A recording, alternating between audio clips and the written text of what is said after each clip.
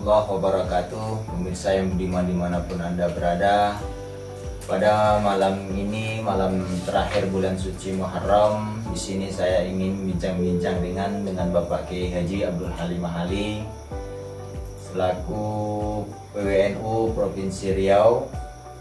Assalamualaikum Pak Kiai. Waalaikumsalam warahmatullahi wabarakatuh. Gimana kabarnya Pak Kiai? Alhamdulillah, hari di luar hujan. Ini Pak Yai, saya ingin berbincang-bincang atau menanyakan tentang NU nih Pak Yai. Boleh, silakan. Pak Kiai, kalau boleh tahu nih, Pak Kiai udah berapa lama di NU? Bisa diceritakan sejarahnya? Kalau berapa lama di NU ya sejak kecil lahir, karena ayah ibu saya juga NU ya. Ibu saya di Pondok Pesantren Tebu Ireng itu hampir 5 atau 6 tahun. Kemudian dipersunting oleh ayah saya orang Riau. Dan beliau pun ke Riau. Kalau NU ini saya bagi dua lah.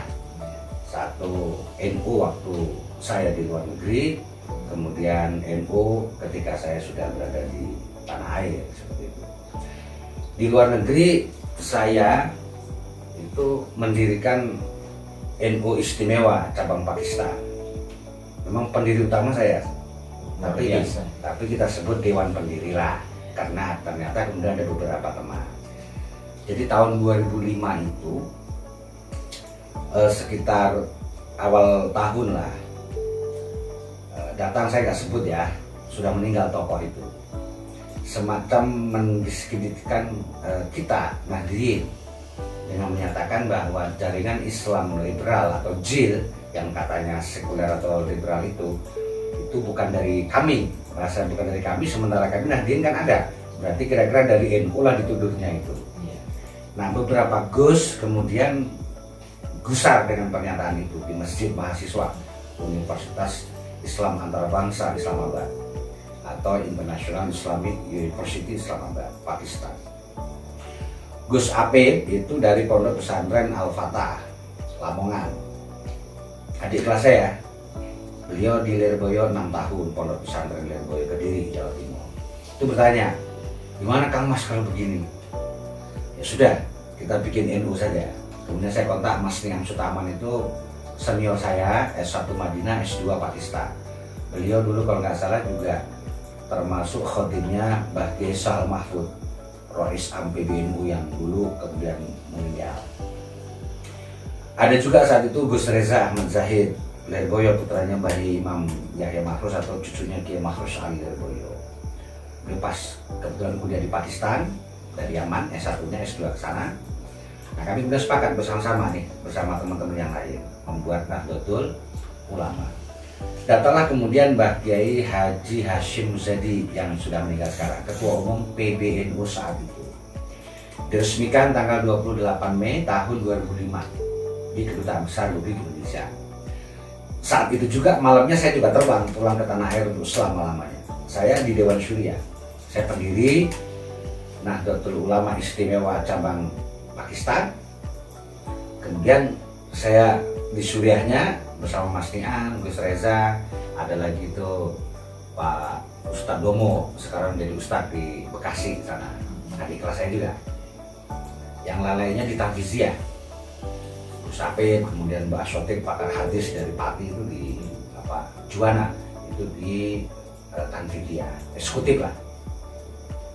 Itu cipta NU, kami mendirikan Nahdlatul Ulama cabang istimewa ya, di Pakistan, dan Bagi Hashim saat itu menyumbang $1.000 untuk keperluan sekretariat.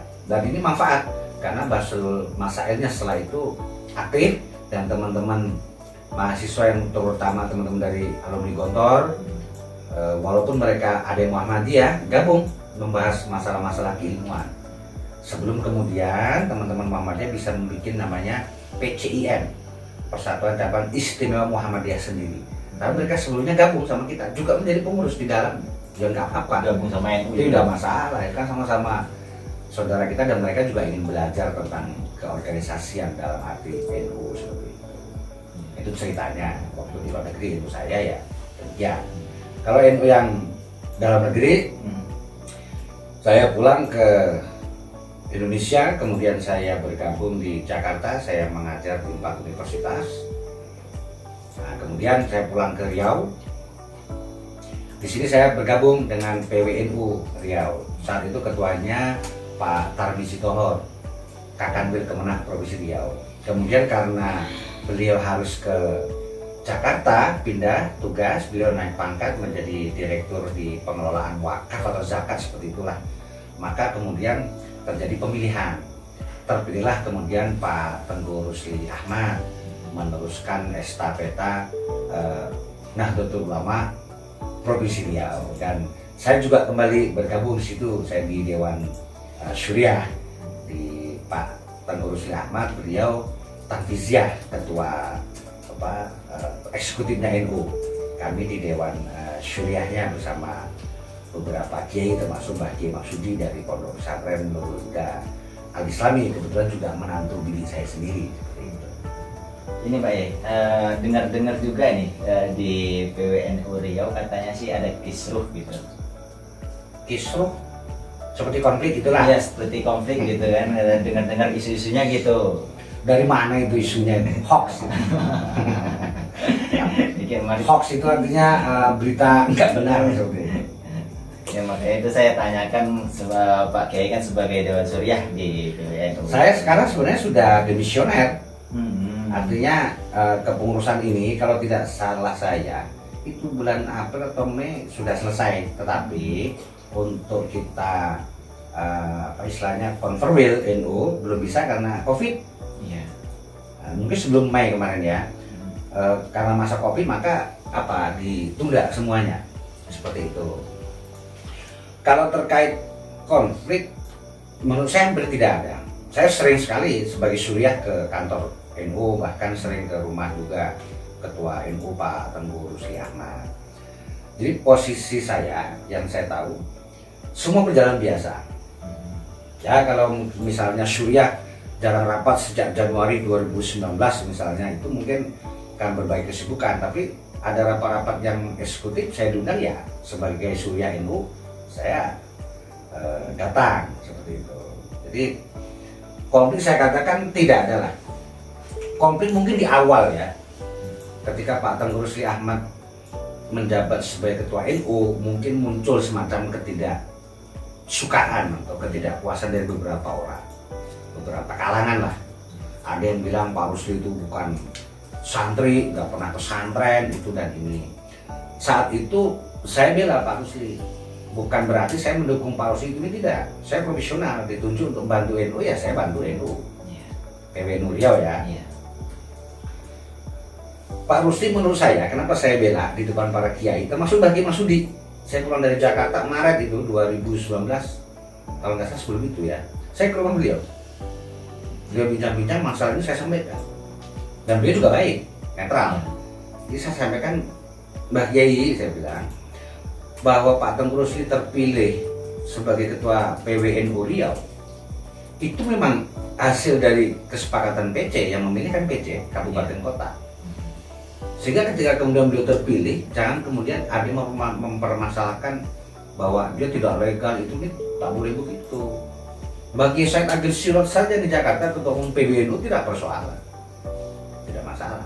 Nah saya tidak larut dalam masalah itu. Saya hanya ingin, saya masuk di NU dari dulu itu membawa kemaslahatan kebaikan Nahdlatul Ulama secara organisatoris dan juga kepada Nahdliyin. Nah, jadi kalau dulu ada yang tidak suka atau ini, saya hanya menjelaskan bahwa Pak Rusli itu terpilih secara sah. Nah, kamu nyalahkan, salahkan PC-PT kabupaten kota yang memilih beliau gitu. Jadi jangan menghujat seolah-olah beliau tidak sah, itu nggak boleh seperti itu. Atau dianggap nggak pernah mondok pesantren.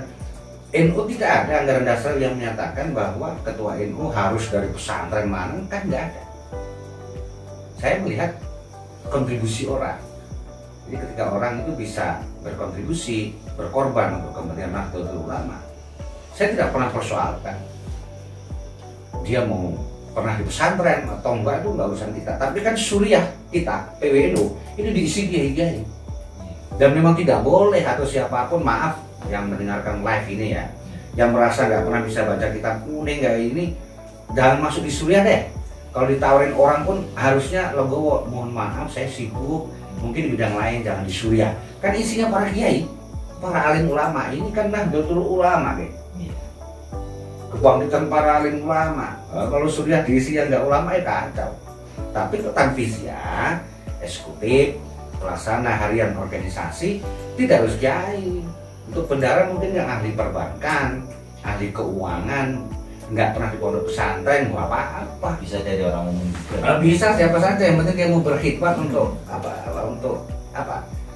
Mau berkontribusi lah untuk NU seperti itu. Nah, terkait dengan Pak Rusli Ahmad dalam perjalanan selanjutnya misalnya, saya melihat, saya nggak melebihkan nih, Iya. hal-hal yang tidak pas menurut saya dengan tanfiziyah saya Suriah. Taruhlah Pak Rusli Ahmad, saya menyampaikan. Iya. Tapi kebaikan yang dia lakukan itu juga harus kita akui. Nah, kita bicara kelemahan dulu lah, Iya. dianggap kelemahan. Ya banyak yang menyesalkan, mungkin menganggapnya jarang sowan kiai. Saya sudah pernah sampaikan memang, tapi karena Pak Rusli Ahmad mungkin sibuk saat itu membenahi kabupaten kota ini kan belum selesai semua.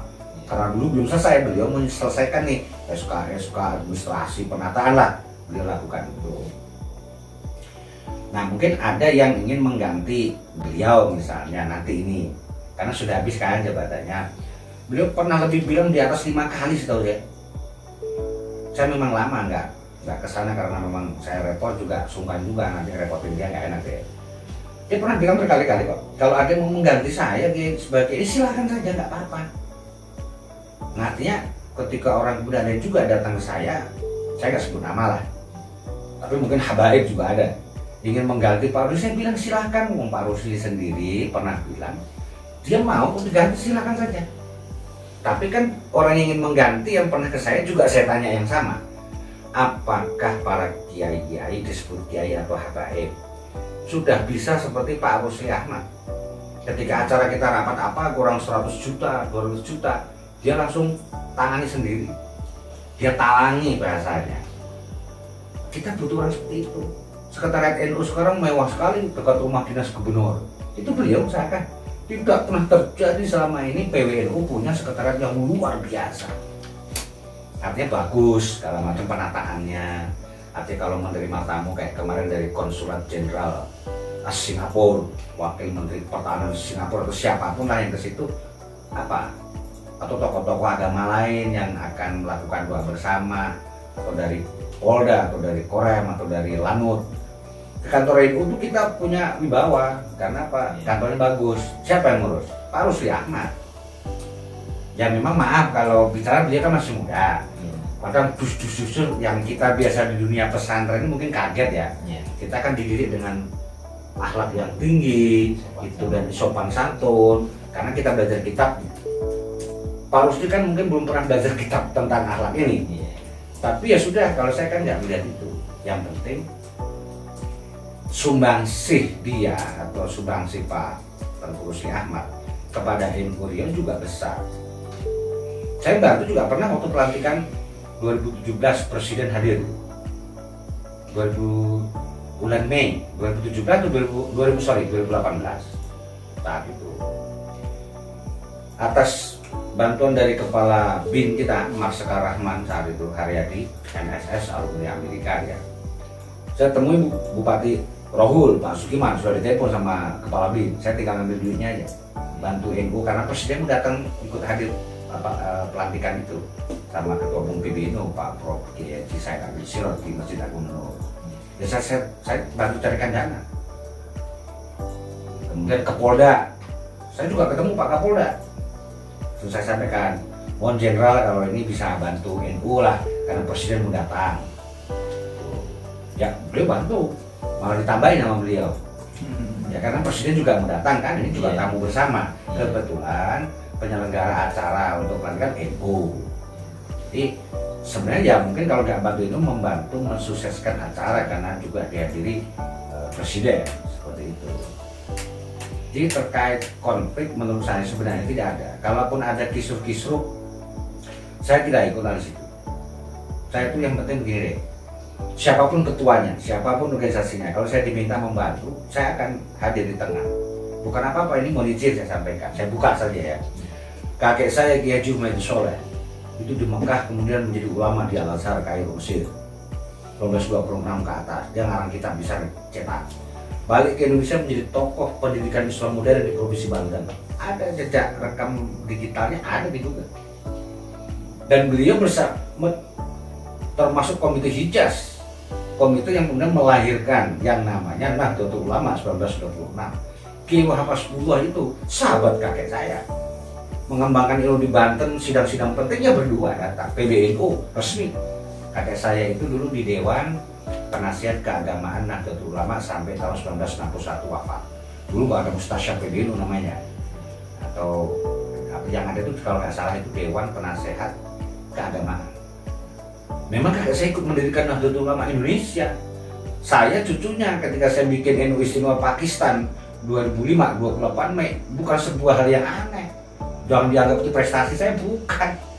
Itu udah darahnya dari sini. Karena sudah darahnya dari sana begitu, dari kakek saya. Ibu saya kan sudah kenal, 78 tahun, masih kuat ceramah 1 jam, masih bisa naik sepeda motor walaupun sudah punya mobil di Meranti sana. Dan ibu adalah sesepuh muslimat NU sampai hari ini di usia 78 tahun. Ya kan memang ayahnya juga pejuang pendiri NU. Seperti itu. Jadi kalau saya ketemu beberapa orang mengaku disebut itu siapa, bicara ini, saya juga gampang. Berapa tahun sampai di NU? Atau darah biru mana di atas Anda yang menjadi pengurus NU dulunya, mengembangkan NU? Ini penting. Kalau nggak bisa jawab, ini gadungan kadang-kadang. Syukur-syukur orang nggak pernah ngerti NU, mau masuk NU walaupun ayah ibunya nggak ngerti NU, dia berkhidmat untuk NU. Inilah Nahdlatul Ulama berarti ya. Berhak disebut santrinya Mbah Hashim Asy'ari rahimahullah. Kalau saya seperti itu sebenarnya. Jadi genetika itu juga penting. Makanya kemudian abang saya komandan Banser di ibu kota, saya juga pengurus PWNU di sini misalnya. Memang gennya demikian, sudah ada. Jadi kalau Lirboyo tahu, bagian warga Sepuh tahu, Mbah Imam almarhum tahu, Gus Maksum almarhum tahu, Mbah Idris tahu semua. Makanya kami dengan keluarga Lirboyo itu dekat. Kalau ada pihak lain yang ingin menjauhkan itu ya karena dengki saja, asat ya. Mana bisa kami punya hubungan masa lalu.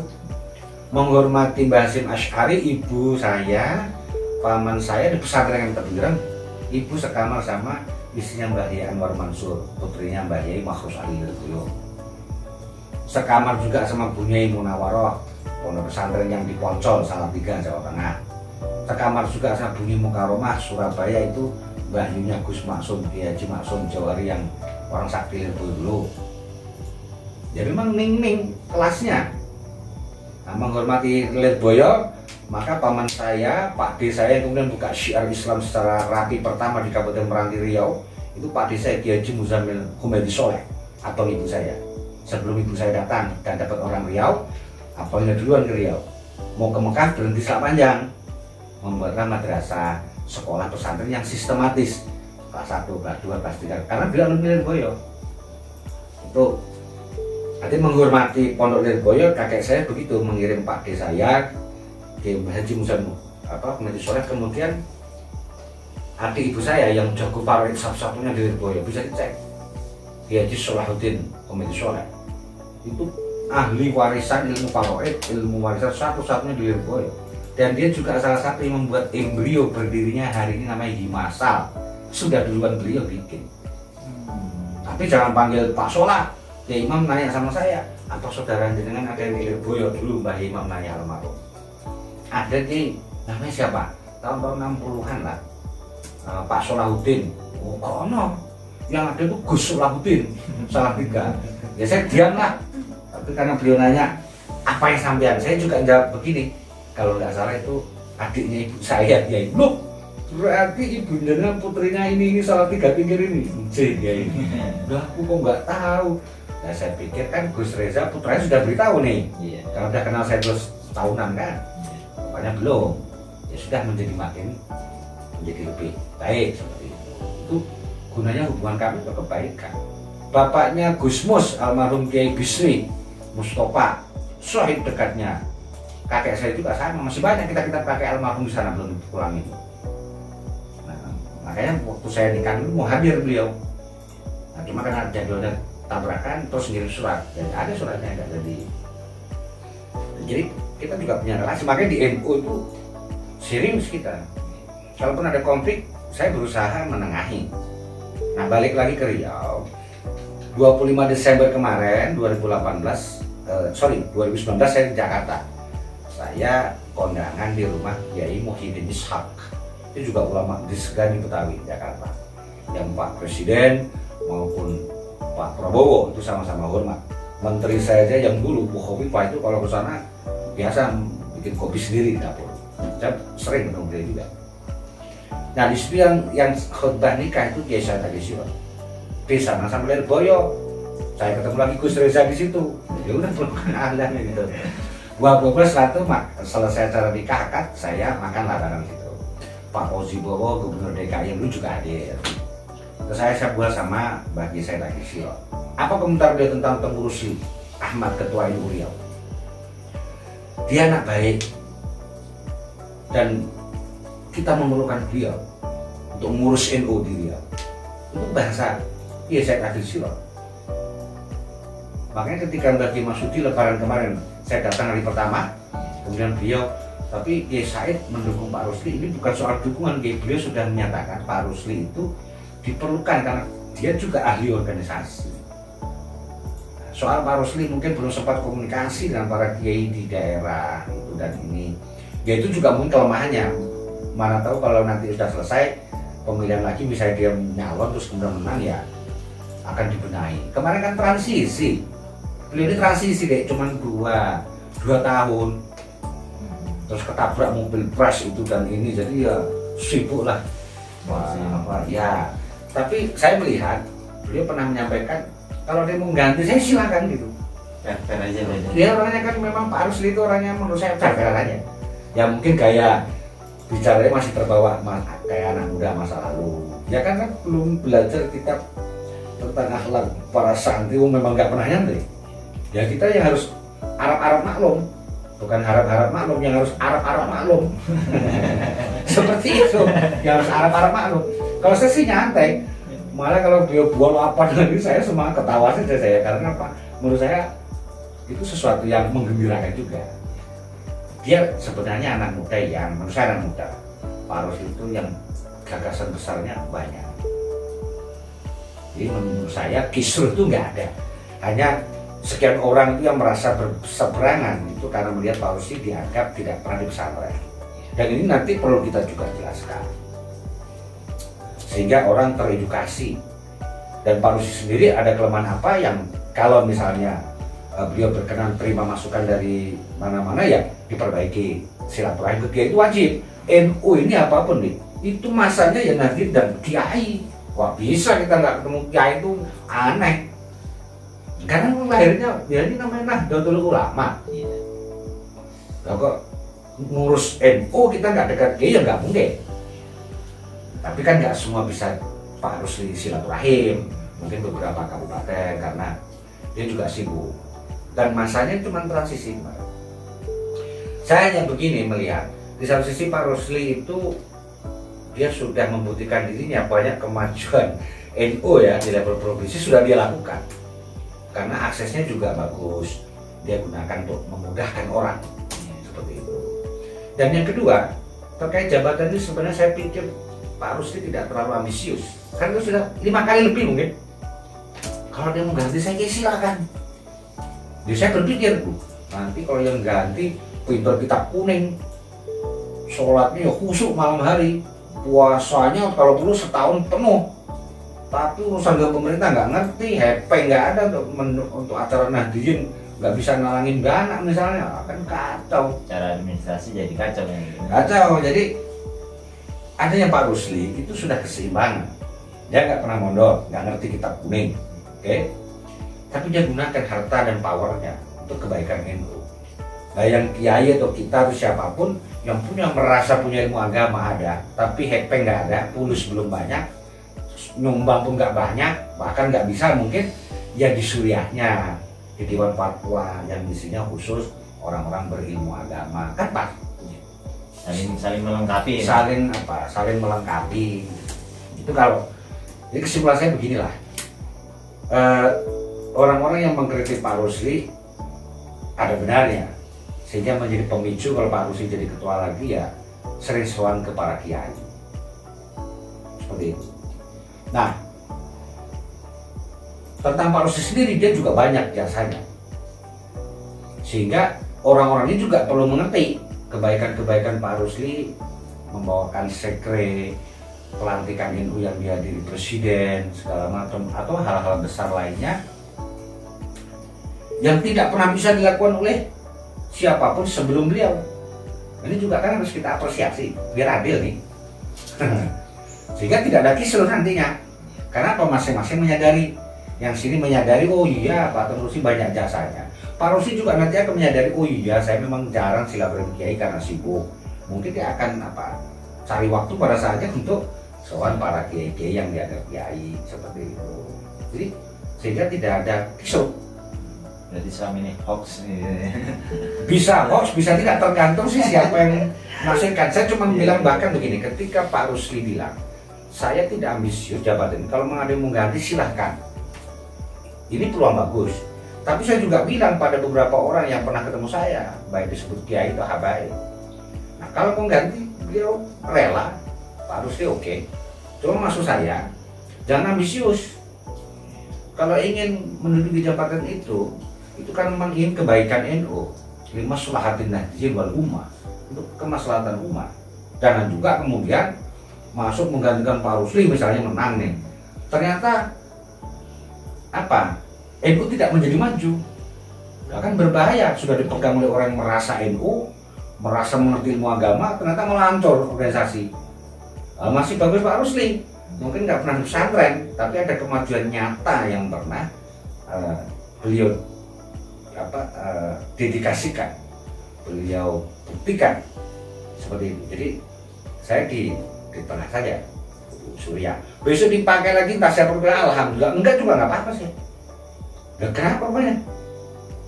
Nah, kita cek DNA masing-masing. Saya memang cucunya pendiri Nahdlatul Ulama yang ada di Sumatera. Ya orang nanti iri semua, wah sampai kiai boleh, tapi belum tentu darah birunya itu pendiri NU. Tapi karena sampai baik, mau berjuang ke NU, ya saya anggap pesantrennya Mbah Hasyim Asy'ari. Jadi kekuasaan ini artinya genetika perjuangan mbah kita yang pernah untuk kebaikan NU dan direkam sejarah saya sebagai cucunya. Saya gunakan untuk menengahi masalah, untuk kebaikan. Lah orang tidak menghargai ya tidak apa-apa, sekarang saatnya orang nggak punya adab jahatin oleh orang, padahal ente baik, bapak ente baik misalnya, bisa karena orang jahat, orang dengki. Karena zamannya sekarang ngaji kitab akhlak ada, hormat kiai, gurunya dan turunannya, tapi setelah baik dari pesantren oknum tertentu belum tentu bisa mengamalkan ilmunya, makanya hidupnya nggak barokah. Barang siapa nggak menghormati guru-gurunya sendiri dan zuriatnya, orang barokah. Tapi saya juga tertawa, lah kok itu turunan Kanjeng Nabi aja habaib kadang-kadang dibenci oleh sama Islam, malah lagi kita yang nggak pernah habaib. Kan iya, itu kira-kira seperti itu. Banyak sekali ya pengalaman Pak Kiai di NU dari banyak, kalau ceritakan ini nggak sukses semalam karena saya dosen jadi agak serius mahal. Iya. Seharusnya pakai masker nih karena masih COVID kan, tapi nanti kalau saya pakai masker banyak ide saya malah nggak keluar nih, tertutup seperti ini kan malah bahaya. Mungkin bincang-bincang kita malam ini cukup sekian dulu Pak Kiai. Terima kasih banyak. Baik, sama-sama. Yang penting berdoa supaya NU Riau atau dimanapun itu dipimpin orang yang betul-betul berjuang untuk NU. Siapapun dia, mau pernah di pesantren dia mau enggak, saya nggak ngurus. Yang penting siapapun yang memimpin untuk kebaikan Nahdlatul Ulama. Sama orang jadi wali kota, bupati yang kadang-kadang silaturahmi ke saya, tukar pendapat, suku apapun saya tidak peduli. Semua saya sambut baik. Karena saya tidak mandang suku. Yang penting bagi saya siapapun yang menjadi bupati, wali kota, itu pemimpin yang betul-betul bisa, berani dan bisa menghadirkan kesejahteraan untuk rakyatnya. Mau suku apapun terserah. Saya tidak main suku, tidak main agama, itu nggak ada sih. Islam rahmatan lil alamin, katanya harus baik sama semua makhluk hidup seperti itu. Baik, cukup sekian dulu Pak Kiai bincang-bincang kita pada malam hari ini. Terima kasih banyak untuk dedikasinya kepada NU. Amin, amin. Baik pemirsa, cukup sekian bincang-bincang kita pada malam ini. Saya akhiri. Assalamualaikum warahmatullahi wabarakatuh.